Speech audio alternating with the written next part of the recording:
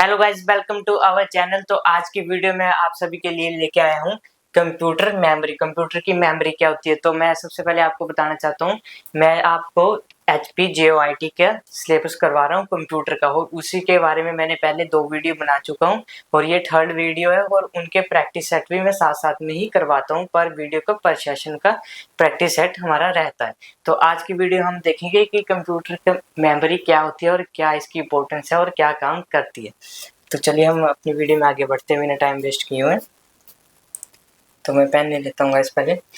तो what is computer memory? जो हमारी कंप्यूटर की मेमोरी है वो क्या है? Memory in computers refer to the component that store data and instructions for processing. जो हमारी कंप्यूटर की मेमोरी है उसका क्या काम रहता है? डाटा को स्टोर करने का एंड क्या करने का, इंस्ट्रक्शन टू प्रोसेसिंग। किसी भी चीज को, सॉफ्टवेयर को जो प्रोसेसिंग हो रही है उसको इंस्ट्रक्शन देना हमारा मेमोरी का ही काम है। तो इसका यूज क्या रहता है मेमोरी का? हमारा यूज देखते हैं। Memory helps to CPU access data quickly perform task. तो जो हमारा CPU है उसको मेमोरी हेल्प करती है कि जल्दी से जल्दी हमारा जो टास्क है उसको कंप्लीट हो, मतलब उसकी स्पीड इंक्रीज हो। जैसे आप किसी भी प्रोजेक्ट में काम कर रहे हो तो उसकी जो स्पीड है वो कितनी जल्दी होगा, वो सारा डिपेंड रहता है हमारा मेमोरी के ऊपर। तो चलिए हम आगे देखते हैं हमारी जो मेमोरी है वो कितने टाइप्स की होती है और कौन कौन सी होती है। तो जो हमारी मेमोरी की टाइप्स आ गई वो होती है 2 टाइप्स की। तो फर्स्ट है हमारी प्राइमरी मेमोरी, तो सेकंड जो है हमारी सेकेंडरी मेमोरी। तो ये 2 टाइप्स की मेमोरी होती है। ये सिंपल सा है, ये आप लोग को ऐसे याद हो जाएगा आराम से। तो देखते हैं इन दोनों मेमोरियों के अंदर क्या फर्क है। तो जो हमारी पहली प्राइमरी मेमोरी आती है उसमें देख सकते हैं रैम होती है। तो रैम की फुल फॉर्म क्या है? Random access memory. तो जो हमारी रैंडम एक्सेस मेमोरी आएगी उसका काम क्या रहता है, तो देखते हैं। Temporary storage used while the computer is running. तो जो हमारे कंपोनेंट्स हैं, सॉफ्टवेयर, मतलब जो भी है, जैसे बड़े बड़े सॉफ्टवेयर हो गए, प्रीमियर प्रो, अडोब, जो भी अडोब के सारे सॉफ्टवेयर हैं, एडिटिंग सॉफ्टवेयर हो गए, ब्लेंडर हो गए, जो भी जितने भी हमारे आते हैं, उनको जो हमारी जो टेम्परेरी स्टोरेज है वो रनिंग जो स्पीड है वो रैम पे डिपेंड रहती है। उनके मतलब जैसे आपने कोई प्रोजेक्ट किया वो आप कर रहे हो साथ साथ में, वो सारा जो है उसकी जो प्राइमरी स्टोरेज है वो रैम के पास ही आएगी। टिल वो तभी तक रहेगी जब तक आप कंप्यूटर को रीस्टार्ट नहीं करोगे, देन तभी तक जो है रैम की टेम्परेरी स्टोरेज उसमें रहेगी। तो देखते हैं हम सेकेंडरी मेमोरी। जो हमारी दूसरा जो मेमोरी थी वो सेकेंडरी थी। तो सेकेंडरी मेमोरी में क्या आता है हमारा, देख सकते हैं।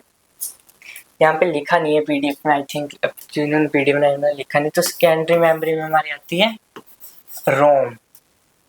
ठीक है, सेकेंडरी मेमोरी हमारी रोम आती है। तो रोम का जो काम है वो क्या रहता है? Permanent storage like hard drive, SSD and USB drive. तो मैंने अपनी फर्स्ट वीडियो में आपको बताया था, इसी के बारे में बताया था कि हार्ड ड्राइव कितनी स्पीड रहती है, SSD की कितनी स्पीड होती है, और हार्ड ड्राइव के बारे में बताया था, SSD के बारे में बताया था। अगर आपने उस वीडियो को देखना है तो आई बटन पे आपको वीडियो मिल जाएगी और डिस्क्रिप्शन में भी लिंक मिल जाएगा, उस वीडियो को आप जाके देख सकते हो। तो इसका जो है मतलब इसका मेन सेकेंडरी का रहता है परमानेंट स्टोरेज। आप अपनी फोटोज किस में सेव रख रहे हो, हार्ड ड्राइव में रखते हो, SSD में रखते हो, USB ड्राइव, पेन ड्राइव वगैरह होगी इसमें आप सेव रख रहे हो, इसको हमारी सेकेंडरी स्टोरेज बोला जाता है। तो चलिए आगे देखते हैं रैम वर्सेस रोम, यानी कि primary memory versus secondary memory. तो ये जो है रैम की फुल फॉर्म है रैंडम एक्सेस मेमोरी एंड रोम की फुल फॉर्म है रीड ओनली मेमोरी। तो आप देख सकते हैं ये दोनों साथ साथ में कॉपी में नोट्स बनाते रहना इसके वीडियो के। और स्टडी सर्विस ऐप को डाउनलोड करना, वहाँ पे आप सभी को प्रैक्टिस सेट फ्री में मिलेंगे। जो मैं वीडियो में 10 क्वेश्चन डेली करवाता हूँ आपको ऐप में फ्री में मिलेंगे। देन आप नेक्स्ट देखते हैं दोनों में जो है क्या डिफरेंस है, क्या मीनिंग है दोनों का। तो जो हमारी रैम है उसका use for temporary data storage, data is lost when the computer shut down. जो मैंने आपको स्टार्टिंग में वीडियो बताया कि जो रैम के पास जो हमारा डाटा स्टोर रहता है टिल कंप्यूटर रीस्टार्ट करने तक स्टोर रहता है, उसके बाद सारा डाटा इरेज हो जाता है। बट एक मिनट बस मैं पेन जरा ठीक कर लेता हूँ। बट जो रोम है हमारी उसमें क्या आता है, non volatile memory sorry volatile memory storage permanent data needed for booting the system. तो जो हमारा सिस्टम है उसमें ये जो है परमानेंट डाटा सेव रहता है हमारी रोम में, जैसे एसएसडी होगी, हार्ड ड्राइव होगी, जो सिस्टम बूट करवाते हैं, विंडो को बूट करवाते हैं, वो सारा डाटा इसमें रोम में सेव रहता है। फोटोज वगैरह इसमें परमानेंट सेव रहता है। कब तक रहता है, बट इसकी भी लिमिट है। जब तक आपके विंडो करप्ट नहीं होती या हार्ड ड्राइव करप्ट नहीं होती तब तक डाटा सेव रहता है। विंडो करप्ट होने पे भी डाटा रिकवर हो जाता है, बट हार्ड ड्राइव करप्ट होने पे डाटा रिकवर कभी नहीं होता। तो उसका भी मेन ध्यान रखना। उसका भी मैं बताऊंगा कि कैसे डाटा करप्ट होने से बचा जाए, उसकी वीडियो भी अलग से आएगी। तो देखिए, एक आती है, उसके बाद हमने रोम पढ़ ली, रैम पढ़ ली, फिर पढ़ लिया कि मेमोरी की इंट्रोडक्शन पढ़ ली, बट एक फिर उसके बाद अगली मेमोरी कौन सी आई, कैचेस मेमोरी। एक मिनट गाइस, मैं ले लेता हूँ। नेक्स्ट हमारी आती है कैचेस मेमोरी। तो कैचेस मेमोरी में हमारा क्या आता है, स्मॉल फास्ट फिर locate the close to the computer. जो कैचेस है हमारे वो स्मॉल मेमोरी आती है और वेरी फास्ट मेमोरी है।